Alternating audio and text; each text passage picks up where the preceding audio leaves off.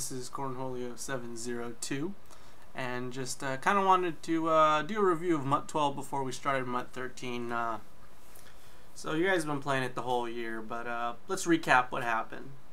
Compared to MUT 11, brand new interface, basic standard premise, you know, play game, your lineup, your team, buying cards.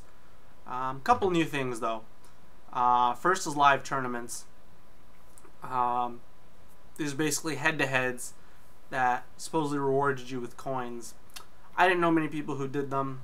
I personally didn't do any of the tournaments, but it was something new. Maybe it'll be implemented differently in MUT 13. With regards to you know, basic team setup, cards, lineup, you got your collections just like in the previous MUTs. And yeah, you got your packs, same bronze, silver, gold. Instead of ultimates, got gold premium. And brand new to this whole thing is the legendary packs, which are pay packs, so you have to pay money for them, and they give you a chance to obtain a legend. More on that a little bit later. Also, they had slightly less pricier packs, off-season and at one point playoff packs. And they contain different variety of cards. Card deals wasn't really used this year like it was last year. There wasn't really, only one time did they really use it. That was for a Pro Bowl Brandon Marshall card. Let's see. Okay, trades. That's something new that we had this year. You could basically find the card you wanted and trade for it. Give someone else another card, and you could look up the cards and offer. You could look it up by card type, by the tier, position, etc., etc. And you could even list your wants. So maybe you want a specific position. This Brady is wanting a wide receiver. And okay, other thing to discuss: price standardization. So now we're going to the auction house here. This year, as opposed to last year, when different cards had different values based on their rating, all gold cards were worth 10,000 coins. All the silver cards worth 4,000. All the bronze worth 1,000. No matter how high or low rated, even the low 70-something, the high 70-something golds are worth the same as that 99 Brady. Of course, some of these bronze and silvers were very rare, and so were some of the golds, especially at the very beginning. But as time went on, they became more common. And that's the cards that kind of started out at the beginning of Madden Ultimate Team this year. Then the Ultimate Team devs moved on to something called fantasy cards. So weekly they would release some fantasy cards like that Ed Reed or the Connor Barwin. And here I was just showing the trade interface. These are the cards I have up on my trade block, and people are offering stuff on them. So like I said, every week new collections. Started out with you know, basic ones, stadiums and coaches, a couple colleges, the team core collections, just like in previous MUTs. And every week they had the fantasy cards, and then you would get a reward with someone who had a really great performance. The team core collections, kind of lame, mostly useful for coins, but they awarded reward coaches. Everyone was kind of disappointed at that. These college collections awarded some useful cards, and they were mostly rewards of players that had gone to that college. So like I said, the fantasy cards, every week, some of them were rare, some of them were really easy to obtain. You could only get them in the gold premium packs, and you'd collect them and you'd get one specific reward player from that week. And this continued throughout the whole season, including 4 special collections, 2 from week 1 through 9. You would collect all the reward cards you'd gotten, and you'd get another reward card. Hero Willis and Hero Megatron in weeks 1 through 9. And then in the second half it was Jared Allen and Gronk. So then after the fantasy cards, they moved on to the Club 100 promo, a collection of 100 cards. There was a couple. There was Larry Fitzgerald had 100 spectacular catch. James Harrison had 100 hit power. Tom Brady had 100. I think it was a short throw power or short throw.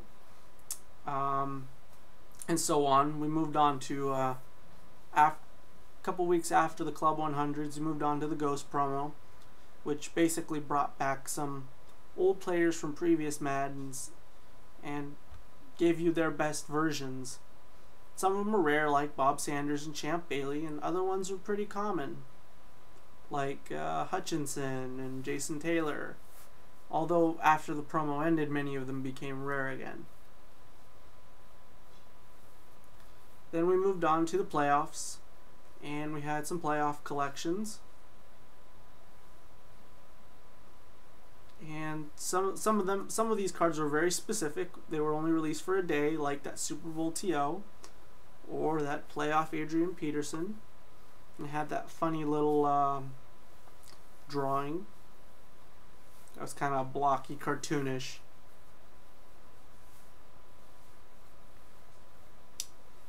Then playoffs ended, Super Bowl and AP cards came out. So showing a couple more of these playoff cards. Those two, the Gronk and the Vernon Davis, were rewards from the divisional round. Got some AP winners. Aaron Rodgers won MVP, so he got a special card. Cam Newton was offensive rookie of the year. Von Miller was defensive rookie of the year. You saw me gloss over the Calvin Johnson. He won the vote for the Madden 13 cover, so he got a special cover collection reward card. Then, in addition to the Super Bowl cards, he also had the Pro Bowl cards, so that's a reward. Justin Smith had to collect the NFC Pro Bowl players, and you got him. A couple weeks later, some new collections came out. Some of those Beast cards, I think you might have seen them on my lineup. A couple 99 Knicks, and a couple of Jari Evans. I had a couple of other ones.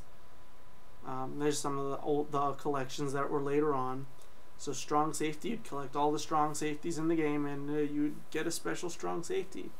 For the strong safety collection, it was Palomalu, a 99 Palomalu, the best one in the game. It had lots of 99 and 100 stats. The right guard, left guard collections, all of them. Some of them were really easy to complete. Some of them were really hard to complete. Very few people completed the right outside linebacker collection because it was very difficult to obtain one of the fantasy cards that was included in the collection. Then we had free agents. So free agents came out with their new teams, and they were issued new cards with some boosts and a couple of stat changes here or there.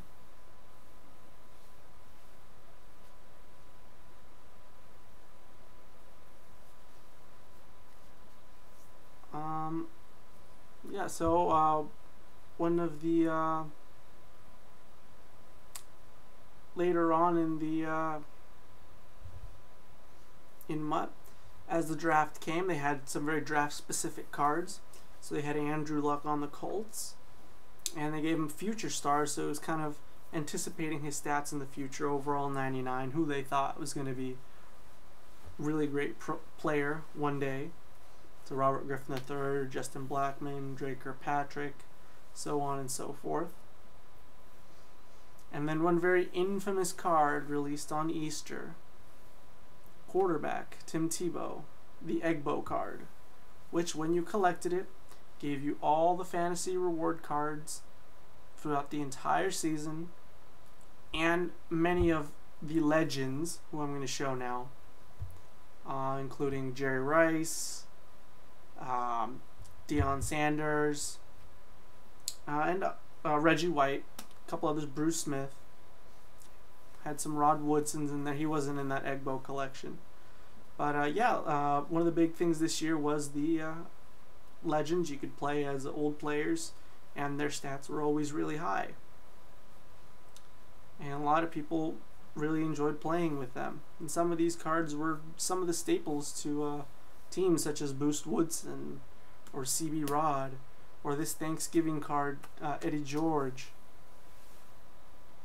Super Bowl Jerry Rice, and some other legends in there, Lawrence Taylor. They even released a numbered version, a very special version with a boost and a special background. There was also numbered ghost cards. There's only 10 numbered ghost cards, and for every Thanksgiving card there was 25 numbered versions, and a collection that was very special that awarded 10 million coins if you could get all the numbered